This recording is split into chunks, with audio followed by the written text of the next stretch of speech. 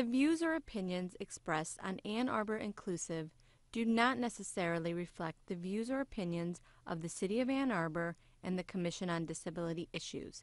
For more information about the Ann Arbor Commission on Disability Issues, please visit a2gov.org/disability resources. Hello everyone and welcome to Ann Arbor Inclusive. I'm Zach Damon. We have a wonderful show for you today as Rebecca Benedict, the Compliance Director and Marketing Manager for NoFault Home Care Solutions Specialist, joins us in studio. Did I get that right? No. Oh my gosh. It's NoFault Home Care Staffing Specialist. Thank you so much, Rebecca, for joining me. And you know, you and I talked before the show. It was a very interesting name, but what a great title to have, to be the Compliance Director and Marketing Manager. Can you talk a little bit about what you do? Absolutely. First of all, thanks for having me on the show. Sure. I'm a big fan. I'm an intermediary between the clients and between the caregivers and the company. I review their charting to make sure that they're in compliant, the caregivers and the nurses that chart every day, Yeah. and to make sure that we're exceeding the client's expectations. Sure. And then, of course, I do marketing, which is part of believing in the company as much as I do. Yeah. My husband had this, he was catastrophically injured. He was paralyzed from the neck down on a ventilator, and this was his home care company. Wow. He passed about 6-7 months ago, and now I'm working for the company. Wow. And I mean, what a story. I mean, going from where, you know, that company was, you know, taking care of your husband to now sort of carrying that on and you know, helping others. That has to be something that, of course, you know, really keeps you getting up in the morning and knowing that, you know, you're working for the company that provided for him. You know, does it feel rewarding to you to do that work? Yes, absolutely, Zach. We had a really strong group of caregivers that some of them were with us from the very first night he came home from the hospital and was at the hospital the night he passed. Yeah. So you get close to those caregivers in that situation, but you also have to establish, you know, boundaries and things like that. But Yep. I'm able to still work with them and communicate with them, and also to help peer mentor the families as well, and to help anybody else, because it's a tough road to negotiate. Yeah, no, I definitely can imagine, and you know, I really admire you for, you know, continuing to work with others and do, you know, for others what that company has done, you know, for your husband, and doing that in his memory and staying motivated. I think that's amazing. And you know, kind of getting back to you, you know, you grew up in Michigan and moved to Ann Arbor in 1999. But what was it really that brought you to the city of Ann Arbor? Well, I have an undergraduate degree at Western in geography and philosophy, and so I went into hotel management. Yeah, okay. Yeah, you know, my parents told me, but I didn't listen. Oh gosh. Yeah. So eventually it was a promotion and my own hotel in Ann Arbor, and you know, that was a great stepping stone to hospitality and caring for others. Sure. No, and I think, you know, did you enjoy that industry and, you know, the hospitality management, working in hotels? You know, what was I would say, what was one of the first impacts something that impacted you about the city when you first came? What did you notice? Well, the city is unique in a lot of ways. I certainly fell in love with it. It is a very caring community. There's so many programs that, in a sense of connection, that you don't feel in other cities. And as a hotel manager, I had worked in other cities. I worked in Kalamazoo, I worked in Muskegon, parts of Metro Detroit, and I never felt that sense of belonging that I felt here. Sure. In the opportunities and also the inclusiveness. Wonderful. And again, you know, getting back to your position with NoFault Home Care Staffing Specialists, you serve as the Compliance Director and Marketing Manager, and you know, aside from doing that, you also serve on the Ann Arbor Commission for Disability Issues, assisting to make the city more accessible and inclusive for all residents of Ann Arbor. So, in your mind, why is serving on the Commission for Disability Issues important to you? Well, Dan and I, my husband Dan, and I firmly believed in paving the way forward for the next person. And it was a discussion that him and I had, and he encouraged me to do it, and he was my biggest supporter. So, but the commission itself was ultimately founded in 1969 by Mayor Robert Harris, which shows you just how innovative Ann Arbor is, Right. you know, taking everything to the next level and before anybody else. But the Ann Arbor Commission on Disabilities, they get stuff done. That's right. Yeah, I mean, I am so impressed and proud to be on that board. We have worked on issues close to my heart, like making sure that the stadium construction was done with Right. accessibility in mind. Right, and the big house. Yep. Yes, and the U of M and the city administrators, they were just awesome, you know, in that regard. And also other parts of the city in the commission or the city council, Sure. they refer to us about the roundabouts Right. and different safety issues. We're working on helping people with disabilities with snow removal. Yep. We've created a sensory garden. Yep. I'm just really proud to be part of that. Yeah, and I'm sure they're very proud to have you on the commission as well. And I think all the work that you and all the rest of the commissioners are doing on the Ann Arbor Commission for Disability Issues is extremely paramount. You know, as you said, you're making the city more inclusive, and that's what this show's all about, is highlighting that inclusiveness. And to have a commissioner from the Commission of Ann Arbor Commission on Disability Issues on the show, I think is just great. So thank you for all your work with that. Well, one of the other things the commission recently did is they passed a cutting-edge law that any television that was on in the city limits had to have their closed captioning on.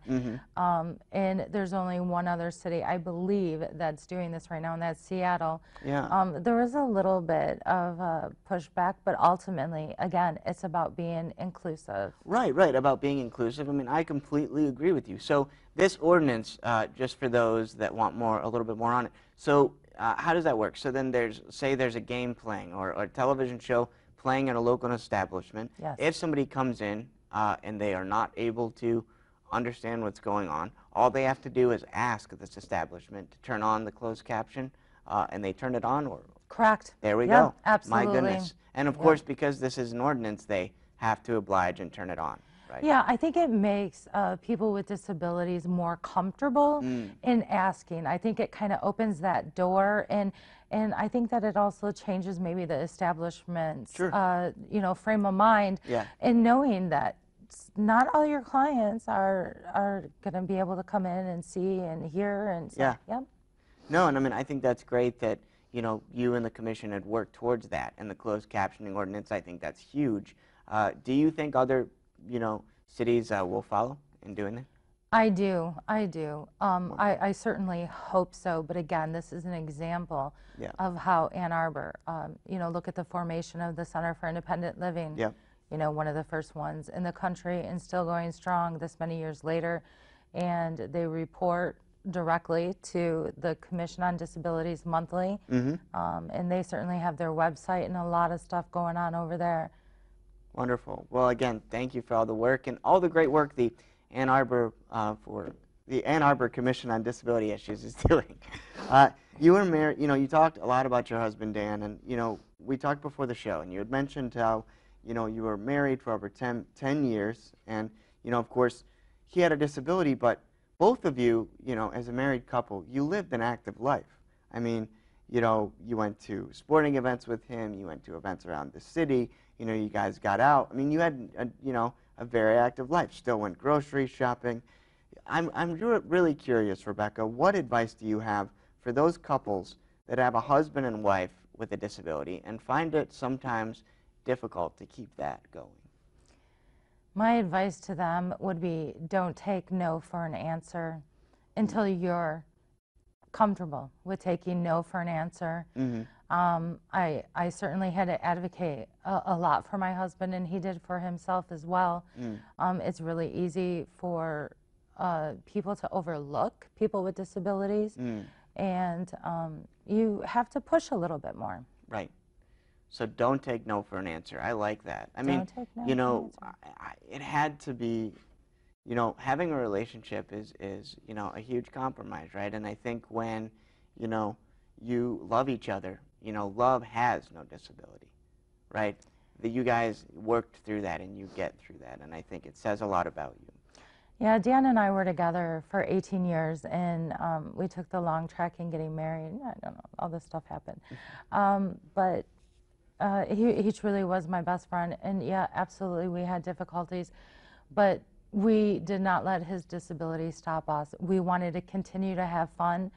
I give him a lot of credit as well, because he had a pretty, you know, severe disability, and he still managed to get out and to do things. But also, another advice, a piece of advice I'd like to offer somebody that has a spouse with a disability is there's an analogy that, you know, the new normal and people use with you. But when you're on a plane and there's something happening, you have to put your oxygen mask on first, because you cannot help the person next to you until you yourself are stable. And that's just about taking a little bit of time and a little bit of care for yourself. It's very important so that you can be in that loving relationship. Right. Wonderful. Thank you very much for that. I mean, extremely informative, and I hope those that are watching that have similar, you know, life circumstances can embrace not only that wonderful positivity, but that take no for an answer attitude, but also, again, as you said, you know, take time for themselves as well. You know, when we spoke a bit before the show, and when we talked about, again, Ann Arbor, and you mentioned this a little bit before in one of your earlier responses, you know, you stated that Ann Arbor was a care-focused community, and I like that a lot. But again, you know, what is it that makes you feel this way? Because there's a bunch of different opinions, of course, but I love that, you know, a care-focused community. So what is it to you that, again, really makes Ann Arbor a care-focused community? Well, I just see how from the city government and outward to the people that live here, certainly U of M is a big part of that. With all the resources available in that regard. But this town has an attitude of taking care of one another. And I personally have seen many acts of kindness bestowed on Dan and I in tough situations that people have made things easier. I think people care. I think that they want to help others. And there's also a lot of you know, different religions that come together. We have, you know, a building that is a synagogue and a church. You know, that you don't see that every day. No, no, you don't. So I think we're very unique. And I say we because I am part of that community. Well, no, and I you know, I've grown up in this great city too, and I consider it a tremendous privilege. And you know, I think it's great that you have that perspective of Ann Arbor being, as you said, you know, a care-focused community, and then, you know, just being able to experience that and understanding that, not only that, but I mean, Ann Arbor, you know, they perpetuate that good energy, and when it comes to you, well, it ends up working through you too. You know, you end up helping others through what you do, and then those people end up helping others, and so on. It's almost a good, positive ripple effect. Absolutely. Wonderful. And so, you know, I wanted to talk to you about this too. I mean, for someone that, you know, has someone with a disability or special needs, you know, that needs a caregiver or a home health care specialist, because again, you and I talked a bit about the show, and one thing you really hammered out to me, Zach, you said, look, I don't want people to, you know, get down on themselves, and I don't want people to think that the resources are not there. And you really hammered during our conversation that people can find resources. The resources are out there, and people can continue to move forward. And I think not only that headstrong mindset is great, but also the fact that you have those resources are great. So, if people need those resources, how can they get a hold of them, or how can they get a hold of you and find out? Well, the company that I work for is amazing with their support to people who are catastrophically injured through motor vehicle accidents. And we have high expectations of our caregivers and a strong support unit to the family. When somebody lives in your home, or when somebody's in your home 12 hours a day, Yeah. or they're taking care of you, that caregiver, care receiver bond has to be the right fit. And as a company, we understand that. And if we need to put 15 people in front of you for that to be the right fit, then that's what we do. I think I went off on a tangent. No, that's okay. Well, it's interesting because so for those that don't know, I mean, is it a lengthy interview process? Like you bring people potentially that could be that caregiver to the home, and then is it almost like a job interview setting? Do they submit a resume to the person? Like, how does that work? Well, we hire and do background checks, Okay. and we try to select the candidates based on their skills. Sure. When we're talking about the catastrophic injuries, Yeah. particular with my company, there is a very highly specialized skill that's required in a competency. So we basically do the hiring selection, and then we send over the person for what is called a meet and greet. Meet and greet. All right. And the client and the caregiver, they see if it's a good fit for both of them. Okay. And if it's not, we try to find another placement, another client within our company. Sure. But that's very, very important to us, that you have somebody in your home and somebody who's taking care of you that has your trust. Right. No, and I mean, I agree with you too. If someone was, in a position to take care of, you or I think we would want that trust. And, for the folks out there, I mean, if they are interested and need that help, NoFault Home Care Staffing Specialists LLC can help out with that. Yeah, our website is nofaulthomecare.com, or you can reach me at rebecca@nofaulthomecare.com. Yeah, and for whatever reason, I mean, I'd love to be a resource. I want to give back to this community, and in doing so, I honor my husband. That's right. Well, and I think you are giving back, doing the wonderful work that you're doing with the Ann Arbor Commission on Disability Issues, sitting here with me today, but then also keeping that wonderful positive attitude that you have, not taking no for an answer. You're not trying. Oh, I don't know, someday. Yeah, well, we all have, those days where, we wonder if what we're doing is what we're supposed to be doing or fulfilling. But I think, the great positive energy that you have, the care-focused community that you talked about in the city of Ann Arbor, I think all of those blended together and gelled together create one positive effect that keeps all of us going. Can you share with me one great memory that you have with you and your husband? Well, there certainly are a lot, both post-injury and before his injury. I would have to say, though, the night before his accident, right, which we couldn't foresee. Yeah. That I had been at conferences all day, and we had been living up north at the time, and we had a barbecue at his parents', and I said, "Come on kayaking with me." And he's like, "No, and you got to go to work tomorrow, and you got to be up." And I'm like, no. The sun was setting, the lake was glass, And we took the time to do that. And that was something that we liked to do together, and we couldn't share that anymore after that. So I think it's really, really important. It taught me about living in the moment. Yeah. And when Dan was injured in the hospital, the minister who married us, Dan's dad paid him 5 cords of wood to do that, by the way. Wow. Yeah, so. Well, at least it's not a mahoganyous relationship. Oh, right. That point. Yeah. And he told me a parable about a butterfly that the cocoon started to open, and he was waiting, and then he's like, "Look, I can help this." And so he got scissors and he cut it open.